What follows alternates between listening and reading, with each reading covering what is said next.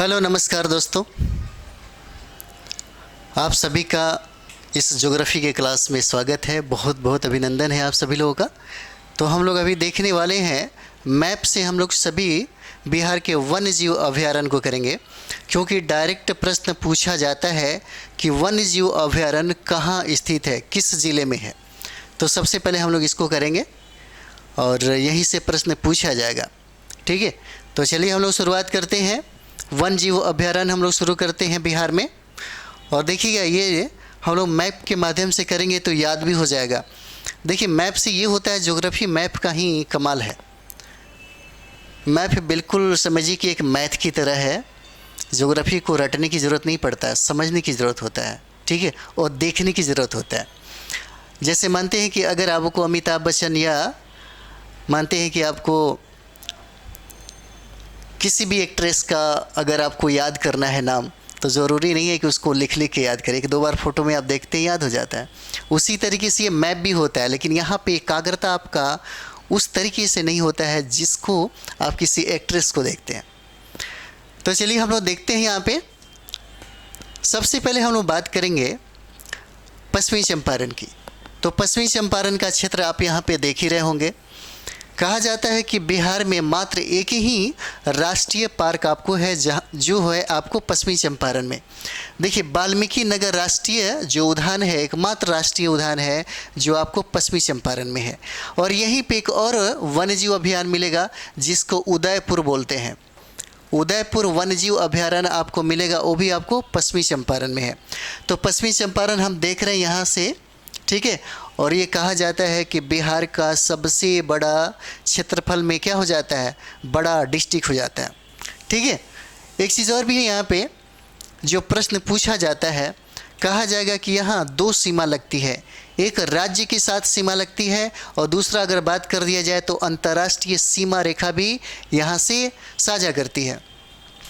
तो यहाँ पे अंतर्राष्ट्रीय सीमा की अगर बात करें तो देखिएगा, ये आपका नेपाल हो जाता है। और इसके पश्चिम में अगर हम लोग बात करेंगे तो स्टेट आपका उत्तर प्रदेश का हो जाता है। किसका? उत्तर प्रदेश का हो जाता है। ठीक है, और यहाँ पे देखेंगे कि यहाँ पे जो प्रश्न पूछा जाता है, सोमेश्वर की श्रेणियाँ केवल आपको पश्चिमी चंपारण में ही मतलब स्थित दिखेगा। और ये बहुत ही ज़्यादा मतलब नवीन श्रेणियां हैं, बहुत सारे श्रेणियां हैं, उसका एक पार्ट हो जाता है। जैसे पार्ट अगर बात करें तो शिवालिक का पार्ट होता है, याद रखेंगे। हम लोग वन्यजीव अभयारण्य करेंगे, उसको भी करेंगे बाद में। तो ये हो जाता है आपका वाल्मीकि नगर राष्ट्रीय उद्यान हो जाता है, टाइगर रिजर्व हो जाता है। और बात अगर करें हम लोग तो द्वितीय यानी कि करंट की अगर बात करते हैं तो दूसरा टाइगर रिजर्व आपको बनाया जा रहा है, यानी कि नीतीश कुमार के द्वारा, बिहार सरकार के द्वारा घोषणा किया गया, और आपको बनेगा कैमूर में। ठीक है, तो इस तरीके से हम लोग दूसरा टाइगर रिजर्व भी देख लेंगे। तो पहला जो नेशनल राष्ट्रीय उद्यान है वो आपका पश्चिमी चंपारण होता है, याद रखिएगा। तो ये याद हो गया आपका ये पश्चिमी चंपारण है। अगर पूछा जाएगा कि उदयपुर वन्यजीव अभयारण्य कहाँ पे है, तो उदयपुर वन्यजीव अभयारण्य कहाँ पे हो जाएगा, तो ये आपका हो जाता है पश्चिमी चंपारण में। यहाँ पे दो उद्यान है, इसको याद रखेंगे। एक राष्ट्रीय उद्यान है जिसको वाल्मीकि नगर राष्ट्रीय उद्यान कहा जाता है। ठीक है, यह बिहार का नेशनल पार्क हो जाता है। और दूसरा यहीं पे है, वो है उदयपुर वन्यजीव अभयारण्य। ठीक है, अगला देखते हैं हम लोग। हमारा ये वैशाली का क्षेत्र है। देखिए, वैशाली का क्षेत्र हो जाता है ये वाला। और वैशाली से प्रश्न पूछता है, यहाँ पे डायरेक्ट पूछा जाएगा कि यहाँ पे कौन सा उद्यान है, तो नाम याद रखिएगा। यहाँ पे उद्यान हो जाता है बरेला सलील अली जुबा शहनी अभयारण्य हो जाता है। कौन सा? तो बरेला सलील अली जुबा शहनी अभयारण्य हो जाएगा, जो आपको कहाँ पे है, ये वैशाली में हो जाता है। ठीक है, कहाँ पे? तो वैशाली हो जाता है, याद रखिएगा। नेक्स्ट हम लोग देखते हैं यहाँ पे जो बक्सर में है, बक्सर पक्षी अभयारण्य। उस डिस्ट्रिक्ट के नाम से ही उस पक्षी अभयारण्य का नाम पड़ गया। ये देखिए, यहीं आपको बक्सर है। ठीक है, ये बक्सर पक्षी अभयारण्य हो जाता है। और यहीं पे बिस्मिल्लाह खान जो शहनाई वादक हैं, जिनको भारत रत्न से सम्मानित किया गया, यही बक्सर के रहने वाले हैं, जहां उनका घर आपका डुमराव पड़ता है। ठीक है, तो ये हो जाता है पक्षी अभयारण्य। बक्सर पक्षी अभयारण्य की बात करें तो ये कौन सा जगह हो जाता है, याद रखिए, बक्सर हो जाएगा। उसके बाद हम लोग ये जो देख रहे हैं क्षेत्र, ये आपका ये कैमूर का क्षेत्र हो जाता है। और उसके बाद जो वन जीव अभयारण्य देखेंगे ये कैमूर वन जीव अभयारण्य हो जाता है, जो कैमूर में है। और इसी कैमूर वन जीव अभयारण्य को टाइगर रिजर्व घोषित किया गया है बिहार सरकार के द्वारा। ठीक है, याद रखिएगा। तो इतना हो गया।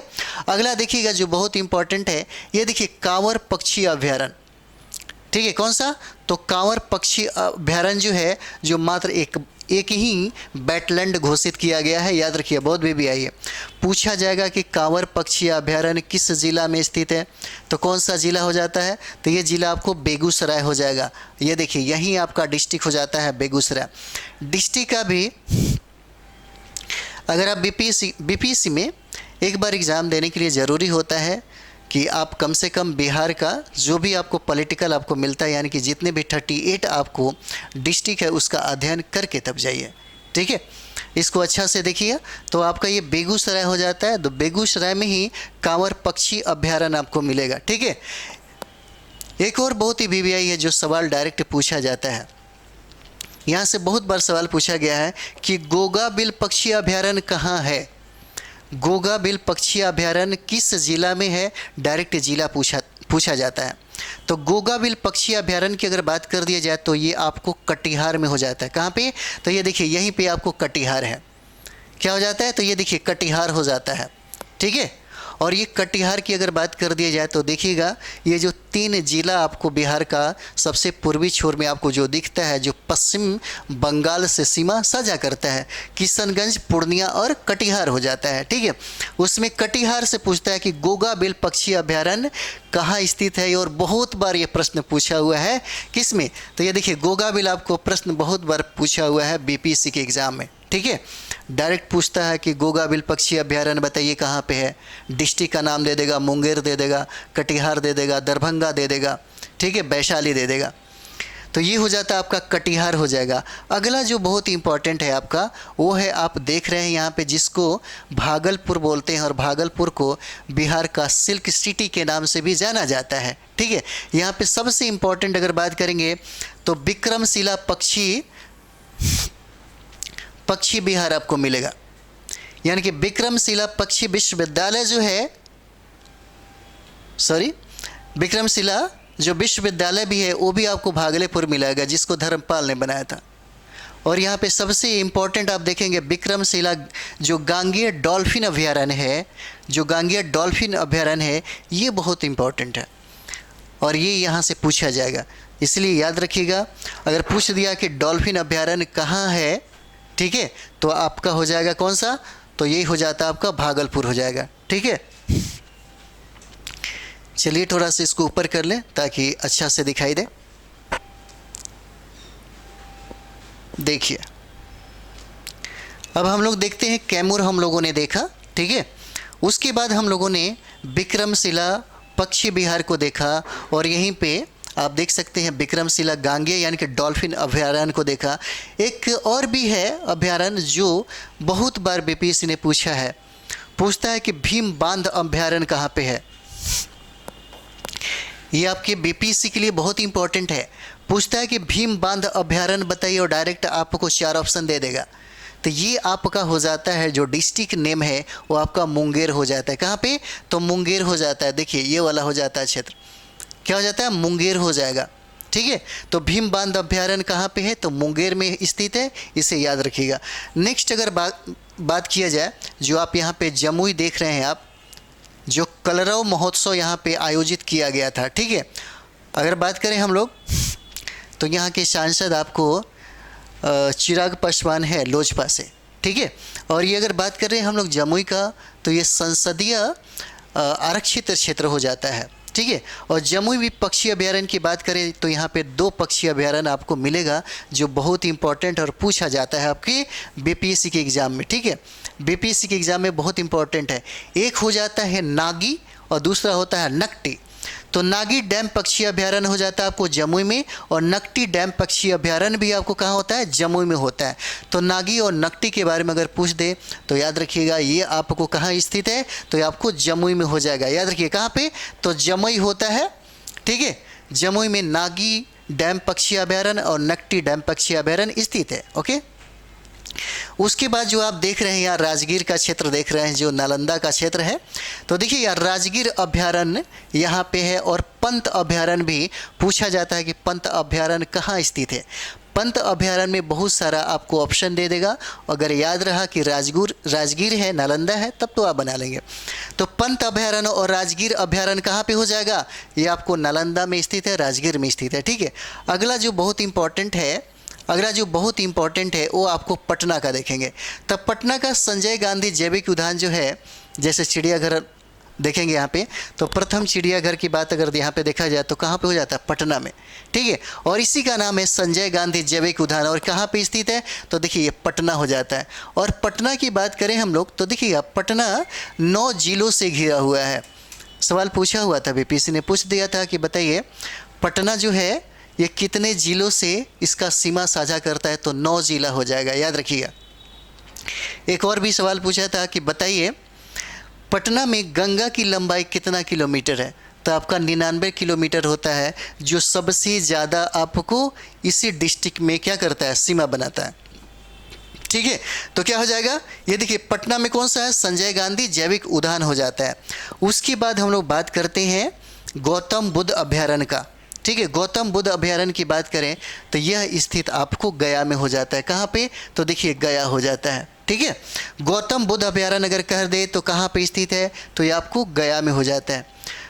तो अगर आप लोग इसे बस कितने मिनट का हुआ, 8-10 मिनट हुआ होगा, इतना में एक प्रश्न जो है निश्चित तौर पे आपसे बनेगा, एकदम गारंटेड है कि यहाँ से पूछा ही जाता है, एकदम गारंटेड 100% है कि यहाँ से पूछना ही पूछना है। इसलिए जो डिस्ट्रिक्ट है और जो अभ्यारण्य है कहाँ स्थित है, इसे एकदम कंठस्थ कर लीजिए। 2-4 बार अगर देखेंगे मैप में भी तो आपको दिमाग में कम से कम ये छपेगा कि हाँ यहाँ पे है। ऑप्शन जैसे ही आएगा क्लिक करेगा कि ये आंसर हो सकता है। ठीक है, 1-2 बार देखने से एकदम कन्फर्म हो जाते हैं आप। ठीक है, तो चलिए हम लोग इस सेशन को यहीं पे समाप्त करते हैं। फिर अगले सेशन में हम लोग करेंगे खनिज करेंगे, मिट्टी करेंगे, जलवायु करेंगे, नदी करेंगे, पहाड़ पठार करेंगे, बहुत सारा चीज़ है। ठीक है, और बिहार का टोटल जो हम लोग ज्योग्राफी देखने वाले हैं वो मैप से देखेंगे, और मैप से देखते देखते याद हो जाता है। ज्योग्राफी पढ़ने के लिए किताबों का सहारा ज़्यादा नहीं लिया जाता है। बीपीएससी और यूपीएससी निकालने के लिए जो लोग लिखने पे ज़्यादा ध्यान देते हैं और लिख के पढ़ने पे ज़्यादा ध्यान देते हैं, उन्हीं लोगों का होता है बीपीएससी यूपीएससी। और ये आपको मैं बताता हूँ, इस बार जो मेरे यहाँ से रिज़ल्ट हुआ है 67 का, मैंने सबसे ज़्यादा काम सिर्फ 2 ही चीज़ पे कराया, लिखना और लिख करके पढ़ना। ठीक है, अगर कोई भी आदमी बेसिक चीज़ों को जानता हो तो चलिए हम लोग बाद में बात करेंगे, क्योंकि आपका पीटी का एग्ज़ाम है और हमारे यहाँ 5 अक्टूबर से आपको एनसीईआरटी का क्लास चलने वाली है, और पीटी और मेंस 70 बीपीएससी के लिए क्लास चलने वाली है, और 69 बीपीएससी का मेंस का क्लास हम आपको 5 अक्टूबर से ही शुरुआत करने वाले हैं। ठीक है, तो चलिए हम लोग नेक्स्ट वीडियो में मिलते हैं। इस सेशन के लिए आप ज़्यादा से ज़्यादा लाइक शेयर सब्सक्राइब करें। थैंक यू वेरी मच आप सभी लोगों को।